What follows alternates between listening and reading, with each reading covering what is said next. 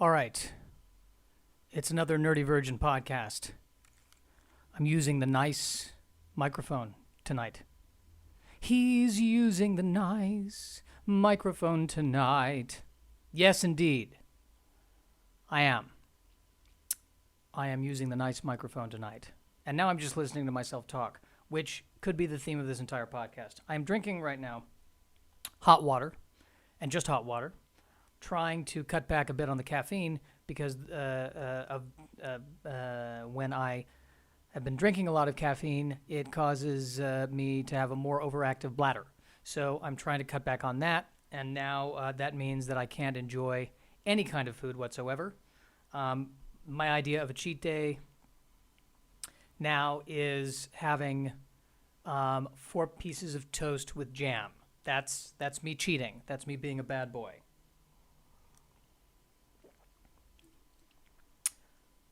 I'm telling you right now, if I go in and I get a cholesterol test after the diet that I've been on, and I still have high cholesterol, I am declaring war on the world. That's all it's just gonna be a nonstop one-man army against the universe.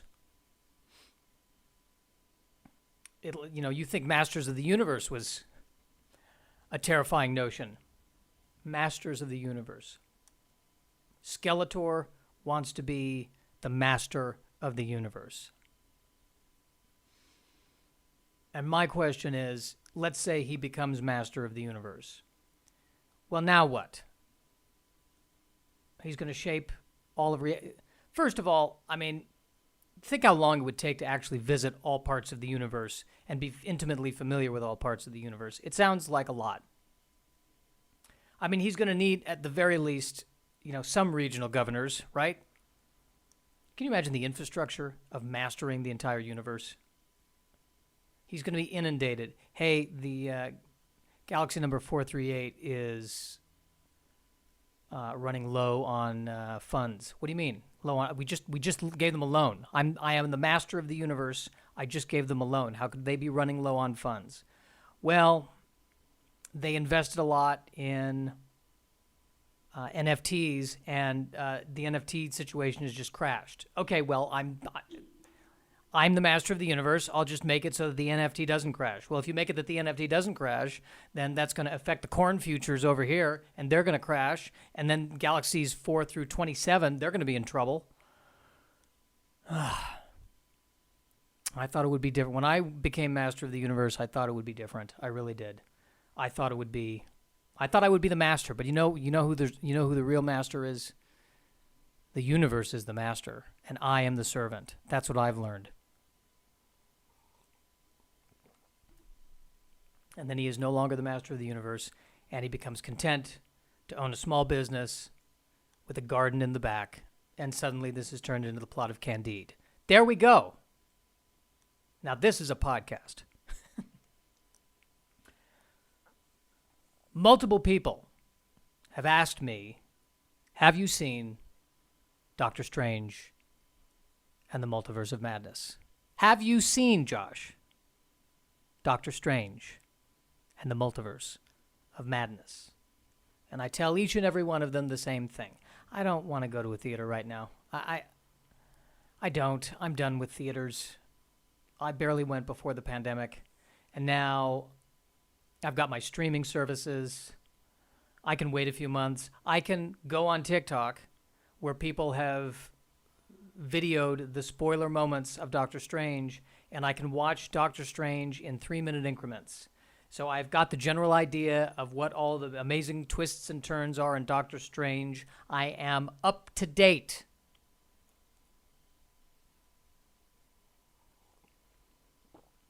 I am up to date. And I don't need to deal with anything in the movie theater. Going, paying for the ticket, sitting there, wondering who's sitting behind me. Because I have this fear. I'm afraid that whoever is sitting behind me in a movie theater is going to stab me. It is a constant fear that I have. Based on rumors about how, somebody stabbed somebody else with a needle with infected blood. I heard that. That was like an urban legend I heard when I was growing up. And it's stuck in my head. And now I'm terrified that I every time somebody sits behind me in a movie theater, I kind of out of the corner of my eye size them up and go, is this a threat?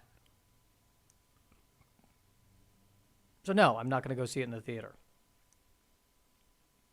I also have some conflicting emotions about Doctor Strange because the first Doctor Strange movie was the score was written by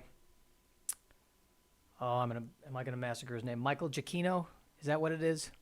He did Up, won the Oscar for Up, right? This Doctor Strange, the score was done by Danny Elfman. I enjoy both of them. I am having a war in my heart because I started listening to the soundtrack to the new Doctor Strange, and it's a quintessential Danny Elfman soundtrack, but it doesn't have the theme. Or I haven't listened to the whole soundtrack yet. Maybe he put it in somewhere, but it doesn't seem to be leading with the Doctor Strange theme that Michael Giacchino came up with, which I think is a phenomenal theme. Very torn by this. And I don't want to throw shade on Danny Elfman. I really don't. But I feel like you nail a theme like that, you got to keep the theme. You got to keep the theme for at least 3 movies. There should be a three movie theme rule. If they don't nail the theme on the first one, then you can do whatever you want on the second one. But if they nail the theme on the first one, there should be a 3-theme deal when they sign these things. That's my hot take. That's my hot take. And again, I'm not dissing anything Danny Elfman did. This kind of happened with the Amazing Spider-Man movies, where the Andrew Garfield movies, where you've got James Horner doing the first one and Hans Zimmer doing the second one. Again, they're both great, but James Horner they could have gotten that one back. And interestingly enough, in Spider-Man No Way Home, when we see Andrew Garfield for the first time, the theme that they reference is the James Horner theme, not, to my recollection, the Hans Zimmer theme. And if they reference the Hans Zimmer theme, maybe I didn't catch it. Strong opinions about themes, people. If you nail the theme, I think the theme needs to stick around for a little while.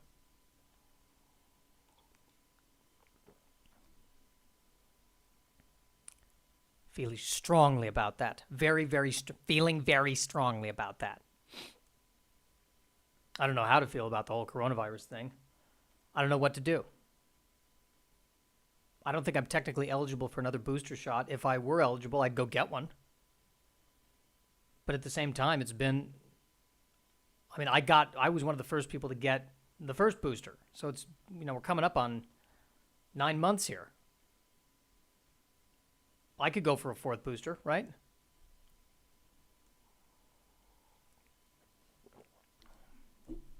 But then if the thing keeps mutating, I'm like, should I get the booster now or should I wait until the new one? These vaccines, it's going to become like the iPhone. Well, do I get the one now or do I just wait until the fall I think pretty soon the iPhone and the boosters are going to come out in the same thing. You unpack the iPhone, you jam it into the side of your arm, and now you're protected against COVID, and you have a nice new camera.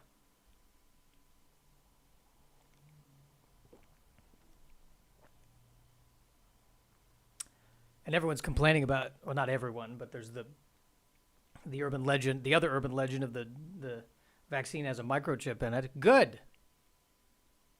I would love a vaccine that auto-updates. I was just walking along, and suddenly there's a message that pops in my brain saying, hey, your immune system needs to be reformatted. It's going to be doing that tonight at 2 a.m. Just make sure you're plugged in.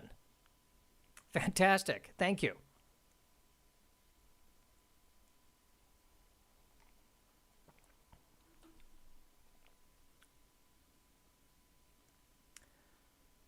Well, we're 9 minutes into this podcast. This feels like a good... I think what I'm beginning to realize is that I need to do something more with this podcast, probably involving talking to other people. And that this whole thing, like this is a good intro. This is a good intro. This is my opening monologue. And then this needs to transition into something that's not more of me doing this.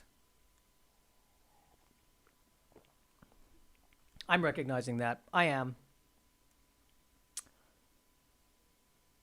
I think, though, maybe that's enough for today. It's a quick 10 minutes. It's a quick 10-minute jaunt. That's all. They don't all have to be an hour. They don't all have to be 20 minutes. Just a 10-minute check-in. That's how I'm doing. Terrified of death. Not planning on seeing Doctor Strange until it comes out on streaming. There we go.